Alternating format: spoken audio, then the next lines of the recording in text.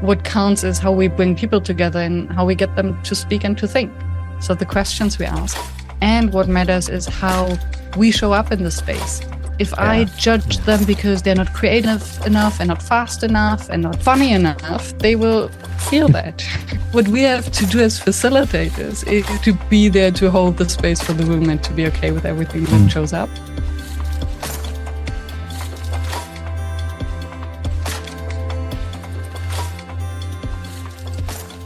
Welcome back to the Humble Mind podcast. It's good to be back. My guest today has a PhD in behavioral economics. She's lived across the world, worked in many beautiful, diverse, different countries like Namibia, Burkina Faso, Vietnam, and now she finds herself in Amsterdam. And at some point in the middle of it all, she realized her true calling, which is facilitation. Now she's run one of the most consistent podcasts on facilitation on that topic in the world, over 300 consecutive weekly episodes since 2019. How's that? She also runs an agency doing leadership training for multinational teams and leaders across cultures and languages. And she recently did something brave. She rebranded everything, a word that many people are uncomfortable. And that word is unprofessionalism. That's what we're going to dive into today. We connected on Substack or through Substack, and I'm feeling really excited and bullish about what's going on in Substack because there's a beautiful kind of a community essence there and a lot of really independent, interesting thinkers, of which you are one. And it seems to be an interesting place right now. I'm thankful to that platform to kind of allow some of these kinds of conversations to happen. I'd love to know a bit more about, when we spoke, that word came up, unprofessionalism. I just love that. And I'd love to kind of unpack that on what that word means to you and how you've been on a particular journey to lead to the point where you've now focused things on that, focused what you do on that, what it was before, how it became that. The word actually came up having drinks with an old friend of mine on the balcony. And we're speaking about our imposter syndromes as entrepreneurs. And I confessed how unprofessional I felt very often. Always kind of winging it, always running with 80% being good enough, and being self-critical. And he bursted out in laughing and looked at me and was like, Myriam, well, the last word that would come up in my mind looking at you is unprofessional. Because on the outside, everything looks so perfect. I love design. I invest in design. I'm very consistent. I build my brand, as you say, every week since 19, I published a podcast episode, right? And that's what we define as professionals, what we see, the consistency, the pitch perfect. And somehow I couldn't, since that conversation, I couldn't stop thinking about what it actually is, this professionalism. And I realized that professionalism is actually something like a mask behind which we hide our imposter syndrome. Right? Everything with which we pretend to have it all together. And then, I came up with unprofessionalism as a provocation. I think the more fitting title would be post-professionalism. Because I'm not referring to lack of quality or lack of standards or coming late or not taking our work seriously. But I'm referring to bringing the humanness back to work. And I think the more I look around and look for it, I see how it's absolutely in the way of connection, of human to human connection, because the more we are perfect, the more we make ourselves almost untouchable and replaceable, because we're all Professional is such a tight thing that if we apply it, we only basically copy each other in what we're doing. And then all the humanness, all the creativity, all the quirkiness, everything kind of gets lost. Yeah. I stop here and let you make that sense of it. No. Yeah. No, beautiful. And have you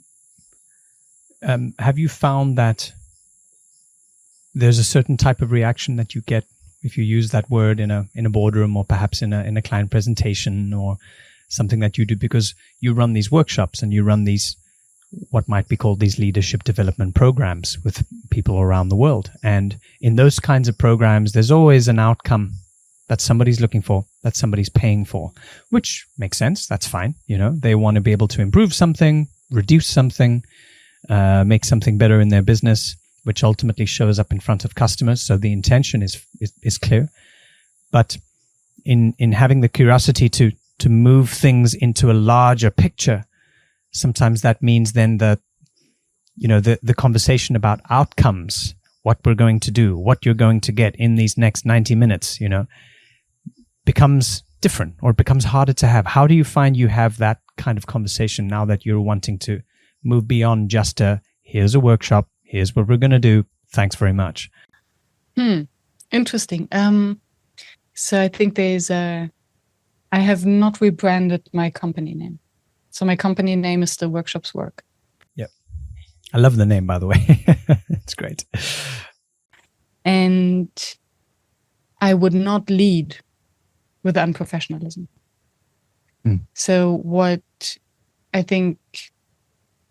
we do with the agency work, what we do in the leadership trainings is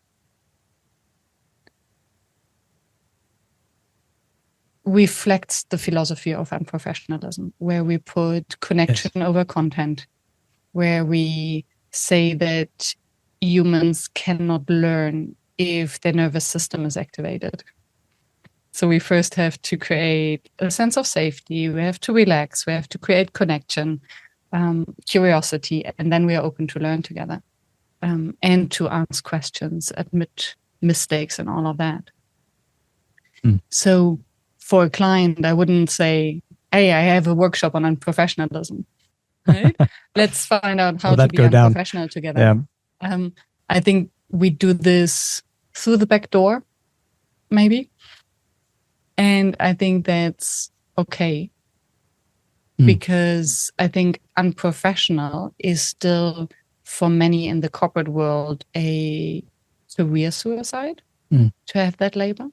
Yeah. But what I'm trying with the podcast is to find role models who have dared to do things differently, to write their own script, to say, okay, professionalism is something that has been defined at some point, and it doesn't mean that we have to follow these unwritten rules, because professionalism, the rules of professionalism are usually unwritten, out of the legacy, usually defined by middle-aged white men decades ago, and not applying to the majority of employees who are not middle-aged and white and male.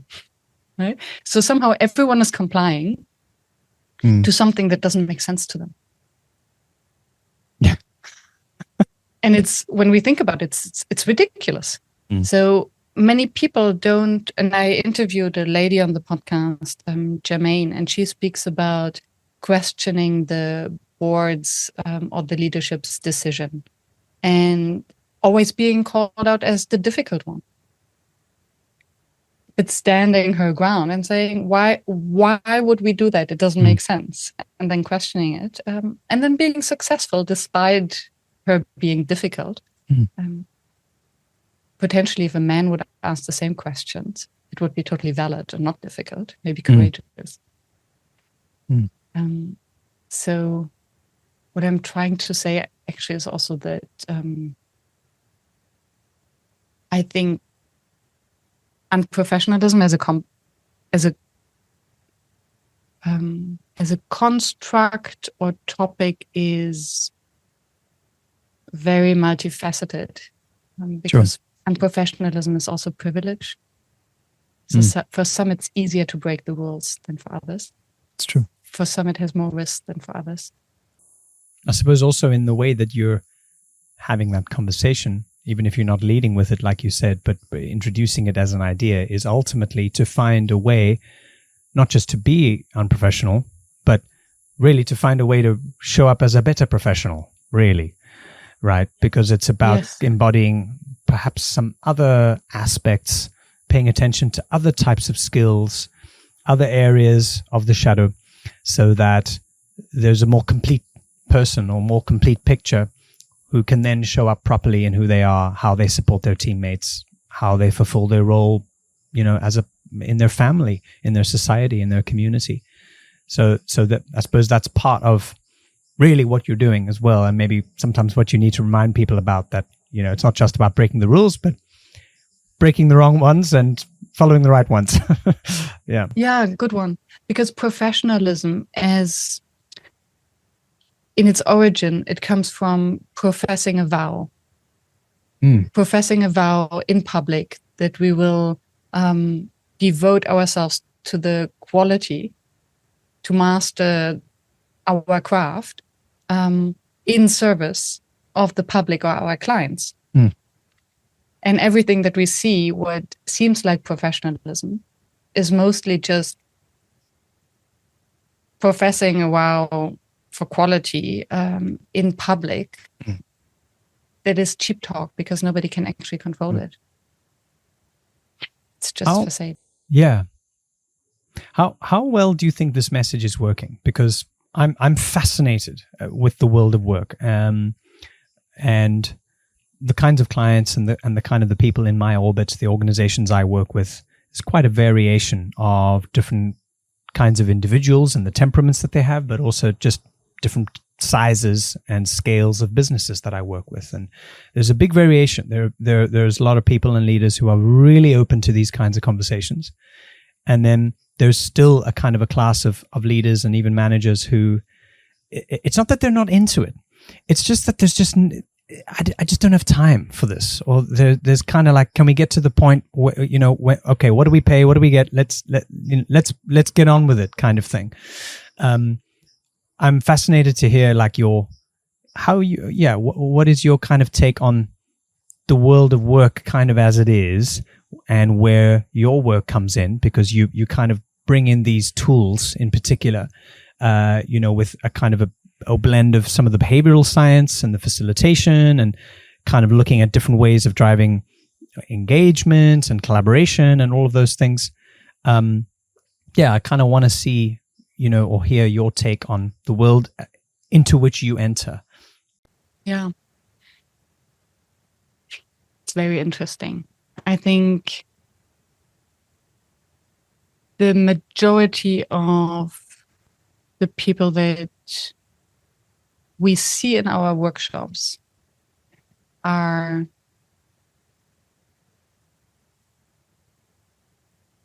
overwhelmed. They are tired of the reorganizations, the constant catching up, the workload, it's just too much. And then the invitation to just be a little bit human for a moment brings this collective sigh into the rooms. So it's like a mini holiday for themselves for the next 3 hours, I don't have to be someone. I don't have to pretend. I don't have to have it together. If I'm hungry, I can just eat in front of the camera. And if I'm tired of the camera, I can just turn it off without immediately having someone. No, you have to have your camera on. So I think there is a gratitude for that. What we hear from them is the fear of upper management, the leaders who don't have time, who want to maximize, who are after the results, who pass on feedback from above. And to me, it sounds as if everyone's nervous system is just in overload, and that most organizations are driven by fear instead of by vision. And I do feel with most of the leaders and managers, because it's fascinating how teams are quickly in the judgment of the toxic leader. And every second leader is now considered a narcissist. We are so quick with our judgments. But then looking behind the scenes and seeing what they're confronted with the pressure from their managers and the uncertainty of what's going around and trying to handle it all and never be good enough and reading a million leadership books and they all say something different. Right? And when we're scared, when we're uncertain, what do? We put on our armor and we pretend as if we have it together. And that's, for me, the professional mask. If I feel attacked by a question because either I just didn't sleep enough, or maybe I am cross at my manager because they didn't give me the answers and now I'm asked the same question. It takes something to say, oh, it's a good question, I wish I knew. Or to say, oh, what kind of question is that? We don't have time for that. Yeah, big difference. Yeah. Because the first one is just more, it's riskier. Somehow. I mean, everyone, in theory, we know that everyone would be grateful. In practice, it's scary. So is there something you might say to, maybe a senior leader who might be listening to our conversation, who might say, well, I hear you and I feel that way and you're right. But if everybody said that and everybody kind of took their foot off the gas, then nothing would get done. Is there a sort of a way to reply to that? Whether this is an assumption. So nothing gets done. So I wonder which risk is higher, whether everyone is running in the wrong direction and gets lots of stuff done, or whether we pause for a minute and then run in the right direction. And I think the cost of burnout, the cost of silent quitting and all of these things, they're enormous. And one of my podcast guests once said that the cost of an ineffective meeting are more meetings. Brilliant. Right? So we all know these meetings where everyone sits in. 80% of the people who sit in the meeting are replying to some other emails, doing multitasking, or zone out daydream, right? Which is absolutely human. Then something gets decided, of course, because that's what meetings are for. People don't pay attention. Then the meeting is over. And what happens is the one-on-one alignment, either to complain about the decision that has been made or about what we didn't follow because we didn't pay attention or any other thing. And that's the real cost. So I do understand that it sounds as if it's touchy-feely and takes too much time. And I think it's time well invested. Yeah. I mean, you've had these kinds of conversations with some of your clients, Lufthansa, Fidelity, European Investment Bank. You've been in the room with these guys. And I suppose most of the time it is guys. And I'm always, fascinated with the one of the things that I love about the art of facilitating a room is that it puts everybody in the same level. Everyone is on the, we can take all the titles, all of the kind of the leadership and the rank off if you do it right. And we're all peers in one space. And I think for a lot of people, it can be really quite confronting when you do that, because it's like, whoa, now you're forcing me to take that jacket off, take all those things that I normally would have around me in order to assume my position of seniority. And now you're having this conversation with me. when you are in the room and creating that space with, let's say, some of the kind of caliber of leaders from some of the clients I've just mentioned, how do you create that kind of space so that it is confronting enough for them to take that situation and that kind of statement you just said seriously, but also not enough where they don't switch off and go, oh, okay, I'll just sit through the rest of this and turn off. Yeah.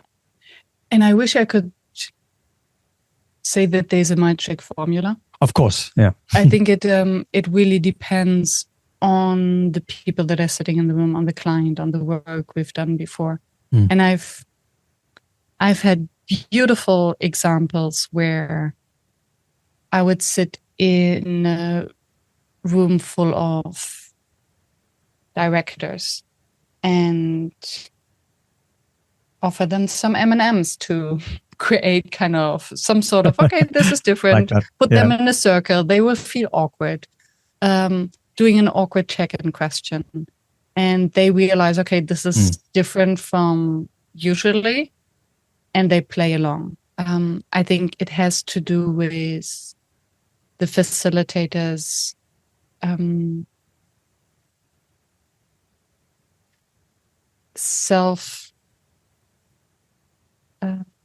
self-confidence and confidence in the process. I think if we believe, usually everyone plays along if we invite them to do something.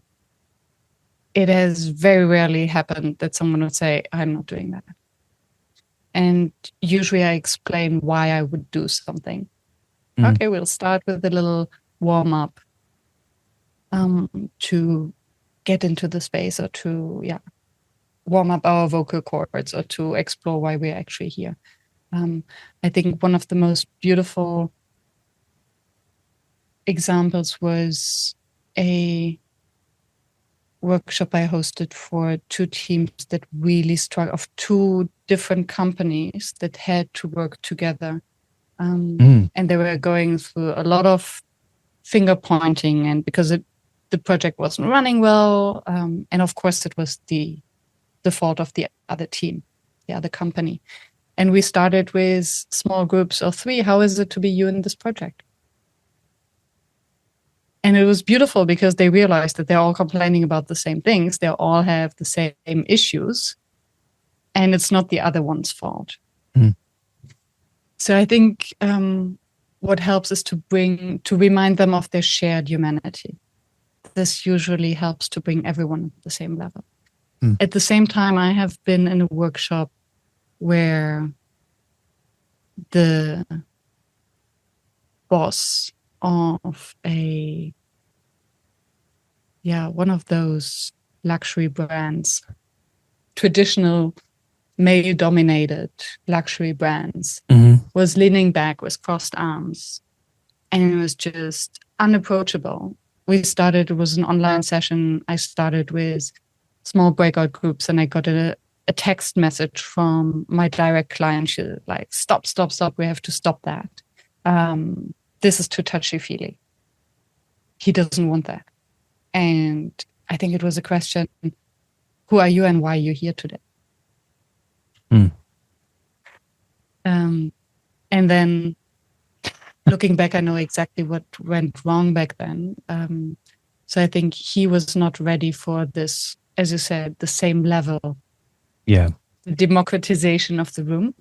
And before that, I had one-on-one calls with every participant in the group. And he was the only one who brought his 2 assistants to the call.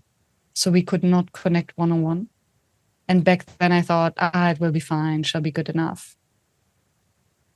But it wasn't. So he was unable to lower his guard. And then, with the check-in thought, we're not moving fast enough. I came here for results. Long answer for a short question. No, that's great. Yeah. And it shows the real importance of being able to build rapport, not just with the room, but with the individuals, whether that is done first or whether that is done, in the beginning in some way, because really what you're doing is establishing trust. And trust is that simple thing that it kind of takes a while it kind of takes a different course for each person depending on what they're there for, or like you said, the confidence they have in the process. Yeah, 100%. And usually it's the boss who needs to trust that the process is leading to the results that they have paid for.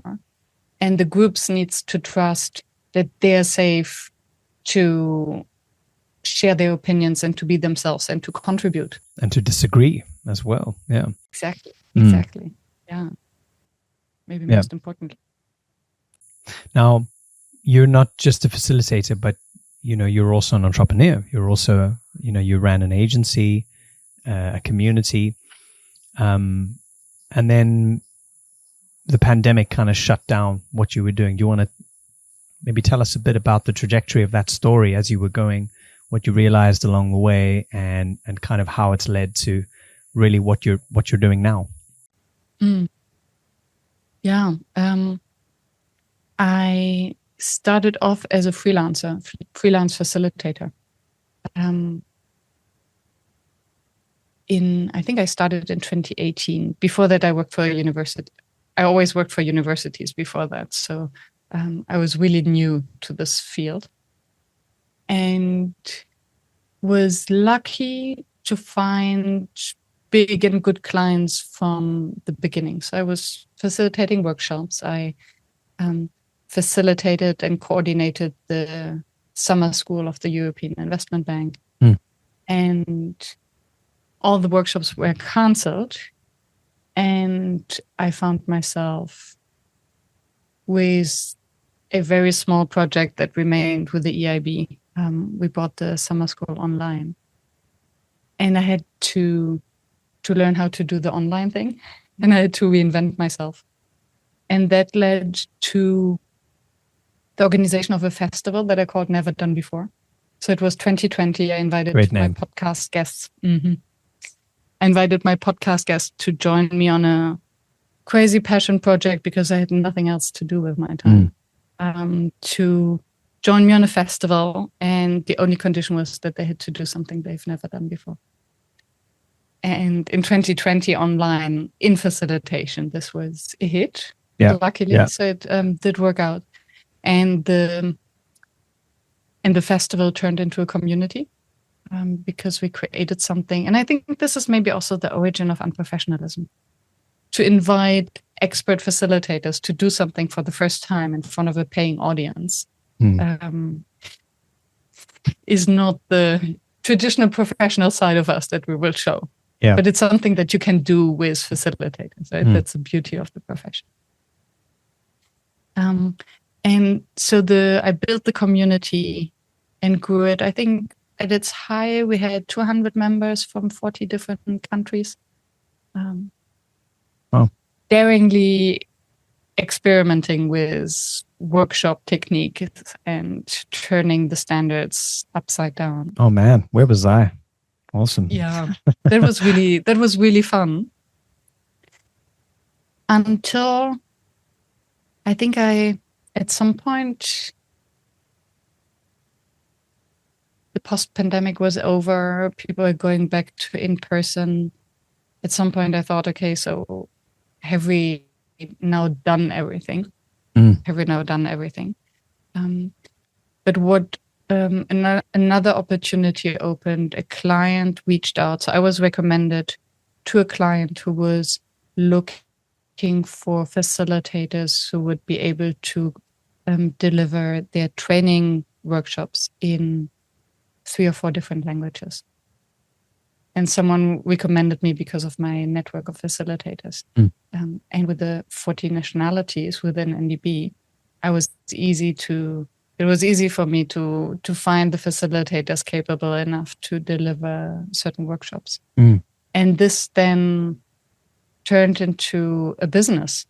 So I scaled the number of workshops for that client, was recommended to another client, and grew the offer to 10 different languages. Amazing. Wow. Yeah. And at some point I realized that I am earning 80% of my income with clients that are consuming 20% of my time. So it was time to close the community and focus on agency. How did that feel to close the community? Because, I would imagine similar for me, for you, the real human value is all there. But then you balance that with the fact that it's taking so much time and it's not really paying for itself on paper. What was that process like? It took me a while to give myself permission to do that. To think, okay, I'm not letting anyone down. It doesn't mean that I don't value the people or what we've done.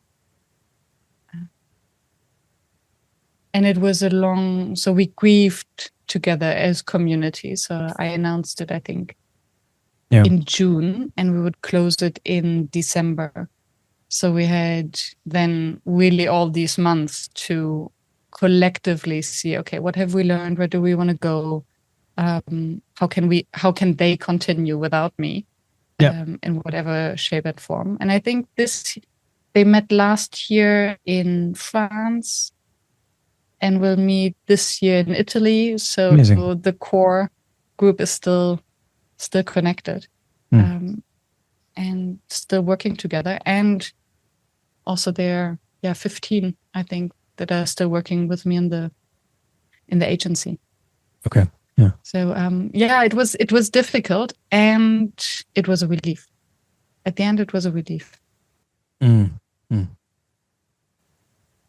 Yeah, not to see every individual facilitator as a potential client. Yes. Not being able to actually be the consumer of workshops, the consumer of community, being held by community, but always having the business hat on. I suppose the community always finds a way, especially if it is comprised of the right people, to stay together, regardless of if there's a platform or an email list to keep it together, or whatever that is. I've seen that with my own community, with Humble Mind. I've made some changes now to the community kind of forum and the space where it is, and moving that more onto Substack, and just changing the cadence a little bit. And people are still engaged, so I think it's always a testament to just having the right people, and the right people who want to support you and get you and your vibe, but they're also there for themselves, and they want to show up, and they're still curious, they're still interested and finding their own way to keep it alive in their own way. Yeah. So for me, community means that they might have joined because of me or the community builder in general, but usually they get value from each other. And for me, this makes community. Okay? That they find connections, they find like-minded people, they start projects with each other and find inspiration from each other. That's it. And that's why they will stay and pay, because my content, they could have listened to the podcast. I mean, there's more content. If they really want to listen to me speaking, there's more than enough for a lifetime. That's not what they're paying for. What they're paying for is the people that with my content and my personality am attracting. Yes. And then are more likely to also be their people. Yeah, precisely. They're paying for access to each other, really, and to be surrounded by that. Yeah, which is the beauty of it. Yeah. How do you keep yourself engaged in kind of whether it's a personal practice, whether it's finding new creative ways in or outside of what you do in your work, to kind of keep it fresh and to keep yourself showing up in the best way? Because facilitation is it's that kind of thing which is a blessing and a curse, right? Where you show up on a day and wow, everything just goes perfectly, and you were on fire and your memory was good and everyone was receptive to what you had. Then of course there's a day where none of it works out. Like, is there something that you do or that is something you work on to kind of keep yourself inspired, whether it's your body, your mind, your spirit? Interesting. Yes, I have lots of thoughts about that. One is I don't do much facilitation work anymore. So, which doesn't mean that I don't keep myself inspired. So I really focus on the entrepreneurial side of building and keeping that intact and making sure that my associates, so this little community and my clients are happy and get what they paid for. And focus on the creative side, which is the podcast and hopefully an Unprofessionalism book. And what I found, what inspires me most and gives me most energy and ideas to move on and to build a business, grow a business, is actually less the content trainings and more the inner work. I think it's something that we totally underestimate. I think the community of facilitators maybe underestimates that less. But still, there are only that many methods that we need to learn. I think myself and all the facilitation work that I used, maybe there are 2 handful of methods that I've used. And because nobody cares about the method. I believe that nobody cares whether we use Lego or Playmobil or just bricks or pens and paper or nothing of that. What counts is how we bring people together and how we get them to speak and to think. So the questions we ask. And what matters is how we show up in the space. If I get triggered by every second participant because one reminds me of my mom, the other of my dad, of my older brother, or my former boss, and I get triggered the shit out of me, they will feel that. If I judge them because they're not creative enough and not fast enough and not funny enough, they will feel that. So I think totally. Right? Yeah. What we have to do as facilitators is to work on ourselves, to calm our inner child, to be there to hold the space for the room and to be okay with everything that shows up. And for that, I've done a lot of meditation, vipassana. I try to do it once per year. Plant medicine retreats, maybe one of the most healing and powerful things I've ever done. Hypnotherapy. I worked with Mike Parker, who has beautiful work, and Paula Short, who does stuff that is the closest to plant medicine without any substance. Wow. So I really believe in that. Nonviolent communication, radical honesty. Parts work, whatever it is to heal our own wounds. I always kind of come back to this idea of like willingness. It's something I'm writing a lot about, where part of it is maybe some courage. Part of it is the confidence, like we were saying earlier, confidence in the process, confidence perhaps in the person leading it. But ultimately there is a kind of a dial inside, a skill maybe even, to be willing and to try and to experiment and to be open and to, I mean, it's kind of like a definition of curiosity, to be able to play and experiment without insisting on the outcome. Because we can't be curious if we think we know what we're trying to aim for. So, but with that, you've still got to be willing. You've still got to give it a go, and to not just give it a go as in like all right, but, do what Master Yoda says, do or do not. There is no try. You still got to be 100% willing. And there's a real kind of beauty in that, but a real superpower in a sense of willingness, or willpower. That's why I love the word willpower, because it's the will, but there's a power behind it too, because you're sort of committing yourself to something that is probably difficult to commit to, but you're doing it anyway. And it's a wonderful way to think about showing up. Yeah. I like that. Willingness. Also the willingness to fail.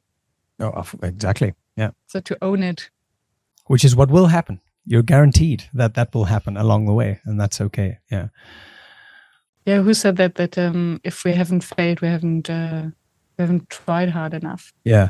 And usually the person, the higher, what was it? The most successful person in the room is usually the person who has failed most often. A different way to I'm a big fan of Sting, and I was watching an interview with him and his guitarist Dominic Miller, and he was saying, when you're practicing, if it sounds good, you're doing it wrong. And I love that, when you're rehearsing and it wow, that sounds good. It's like, no, you're actually not practicing right. And there's a difference between, practicing and then working or performing in that sense. The whole point of practice is for it to be messy and for you to try new things. And it shouldn't sound good. It shouldn't be polished. It shouldn't be perfect. You've got to rather use that space as a space to kind of allow the messy part of all the creativity to come out. Because if it sounds good, then that's not you practicing hard enough, I suppose. So it's a different way to see that same principle in a way. Thank you. I think I needed to hear that. Yeah, it's great. I recently realized last week, actually, fell into a hole when I listened back to some of the podcasts that I recorded on unprofessionalism. I was so frustrated with myself that I didn't ask the right questions. I didn't hold space well enough and listen well enough. And I didn't steer in the right direction. And then realizing that, I rebranded. It's something new. There is no subject matter expert in unprofessionalism, and I'm still learning. So, maybe a podcast is also a kind of rehearsal, right? Every time it's different. It's a workbench. Cannot control it. Yeah. So what's next for you? You've got. I remember. I think I heard it right now. Last conversation that you're looking at potentially writing a book around this concept. So what's kind of on your desk right now of things you're looking at, you're experimenting with?